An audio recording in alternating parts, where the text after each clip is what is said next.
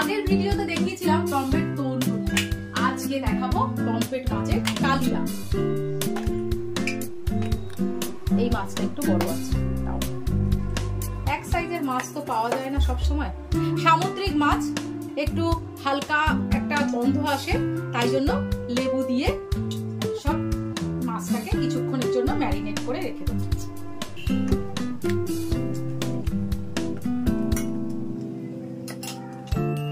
মাছের গায়ে নুন হলুদ মাখিয়ে গায়ে হলুদ করে নেব।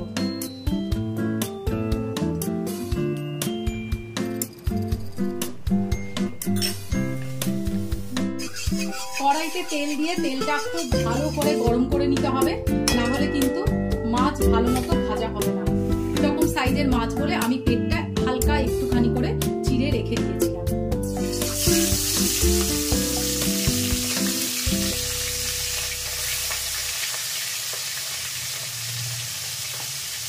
ভাজা হয়ে গেছে, এবারে আমি এক এক করে সব তুলে নিয়েছি। বেশি ভাজবে নেই পমফ্রেট মাছ, কিন্তু তাও আবার একদম কাঁচা রাখলেও তো হয় না, জাস্ট এইরকম ভেজেছি। এবারে আমি এই তেলের মধ্যেই দিয়ে দেবো একটা শুকনো লঙ্কা, সামান্য একটু গোটা জিরে আর গোটা গরম মশলা। আমি এর মধ্যে আর গরম মশলা দেবো না, এই গরম মশলাটাই হবে। এটা ভাজা ভাজা হোক, তার মধ্যে আমি এখানে একটা মশলা করে নেবো। সামান্য জিরে নেবো, পেঁয়াজটা একটু বেশি করে বেটে নেবো, শুকনো লঙ্কা, 4-5টা বাদাম, রসুন আর আদা কুচি, আর সঙ্গে নেবো একটু দই ফেটানো। আগে পেস্টটা করে নিই। পুরো মশলাটা পেস্ট করে নিয়েছি মিক্সিতে, এবার এটা দিয়ে দেবো। একটু নুন, একটু চিনি, অল্প হলুদ, একটু কাশ্মীরি লঙ্কার গুঁড়ো জাস্ট কালারটার জন্য, ফেটানো দই, টমেটো কুচি বেশি দিলাম না, একটা ছোট্ট সাইজের টমেটো দিলাম কারণ আমি দইটা দিয়েছি।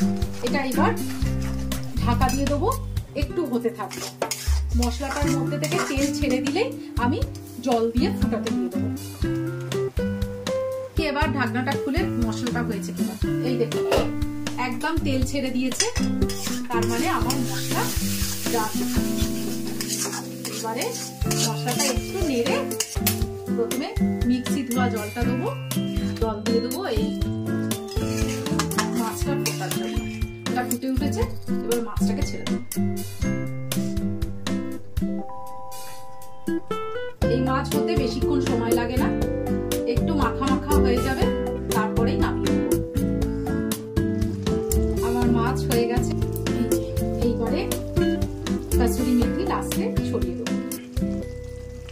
একটা ধাবা ধাবা স্টাইলের টেস্টটা হয়, ওই জন্যই কাসুরি মেথি, নাহলে ধনে পাতা দিলেও কোনো অসুবিধা নেই।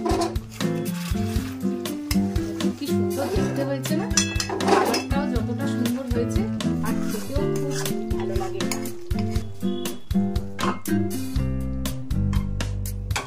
এই মাছ খুব হালকা হাতে ঢালবে, নাহলে ভেঙে যাওয়ার চান্স আছে।